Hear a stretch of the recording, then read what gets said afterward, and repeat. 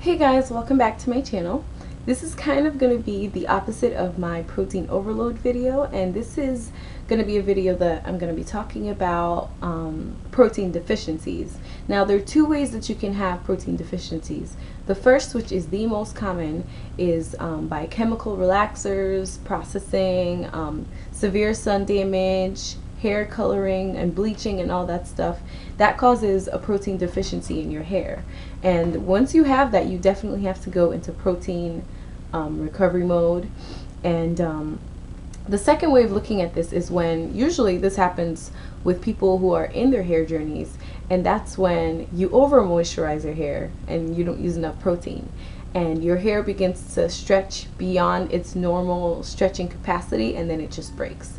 So your hair definitely will feel mushy in this state, and it's just going to be, I don't know how else to explain it. When you stretch it, it just keeps on stretching until it's like gross and dead.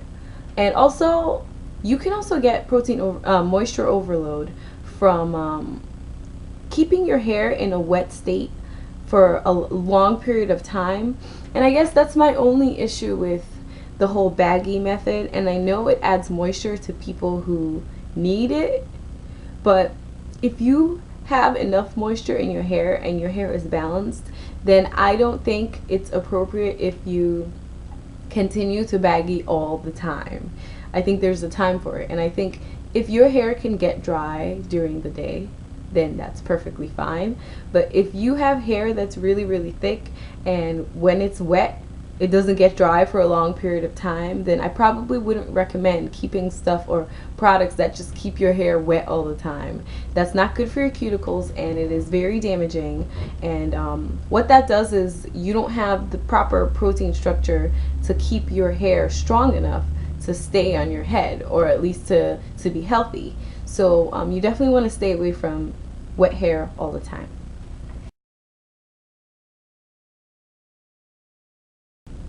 If you see words like alpha hydroxy acids, aqua, cetyl alcohol, glycerin, glycerol, glyceryl triacetate, lactate, oleic acid, palmitic acid, polyquaternarium, propylene glycol, sodium PCA, sorbitol, stearic acid, urea, water, some stuff along those lines. I mean, I know it's a lot of big words, but if you see stuff like that, then it's a moisture-based product. Or if you see those in the very front of the ingredients line, then those are moisture-based products. And if you are suffering from moisture overload or some sort of protein deficiency, then you probably don't want to have that much of that in your regimen, or you want to control it.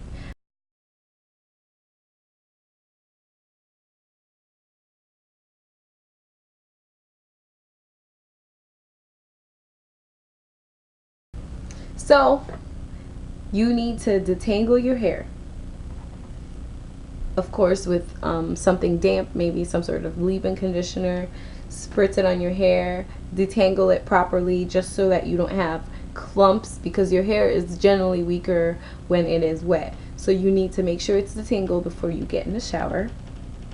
Next, you want to use some sort of low sulfate shampoo, and this is important because what that's going to do is lift up a lot of the debris and a lot of the stuff that's clogging your hair or coating your hair.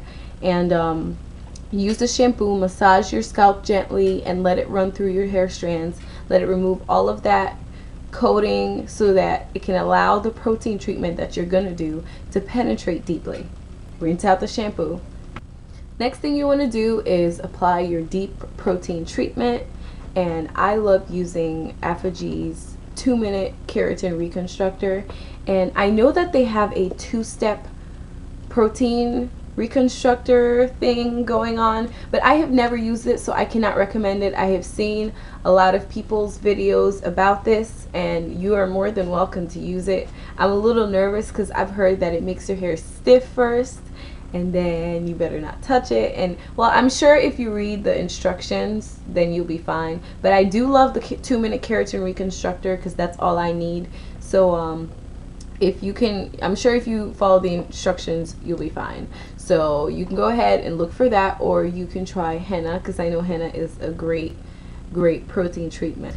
Affirm 5-in-1 reconstructor, AphoG 2-step, Dudley's DRC 28 hair treatment and fortifier, Elastaqp's breakage control serum, the Joico K-Pack deep penetrating reconstructor, organic root stimulator hair mayonnaise, which will be probably the easiest for you to find, or you can use like eggs and avocados and stuff like that.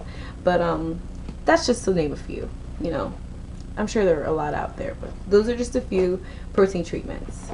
So what you want to do is use a deep penetrating protein treatment, and what you want to do is leave it on your head for either the allotted amount of time, or if it's just something like the hair mayonnaise and stuff like that, you probably want to put it on your head for 10 to 15 minutes and put a cap on, and use heat, because that is going to help the stuff to penetrate in and allow those proteins to really form. Make sure that you use cool water to rinse it out. That will keep your cuticles sealed.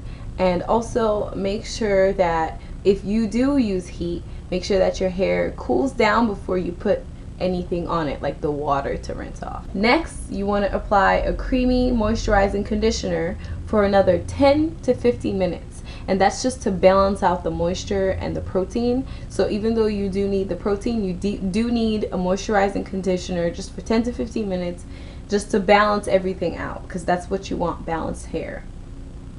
Next, you want to thoroughly rinse out the conditioner from your hair. Make sure that there's no residue left. I know sometimes people leave stuff in their hair. Rinse it all out. Then the next thing you do, you apply a protein-rich leave-in conditioner. And I know that AphoG has the green tea spray. And actually, to be honest with you, most leave-in conditioners have protein, because they are meant to reconstruct. If you see words like reconstructor, strengthening, then you can use those, because those are going to be good for keeping your hair strong and allowing those proteins to really work in your hair. And yeah, I think the AphoG line is great for protein, so you can go ahead and use those. But I'm pretty sure most lines out there have a protein-based leave-in conditioner. Next, you want to apply a protein-rich moisturizer, and finish with oil and seal your hair, and make sure you keep it dry, none of the wet stuff. Sirens, again, I know something's probably going on outside, but yeah, you want to keep it dry and keep it in a protective style. Braids, not like little braids, but like bigger braids with like a wig over it or something like that. If you don't mind like twists and stuff like that, then definitely do that. But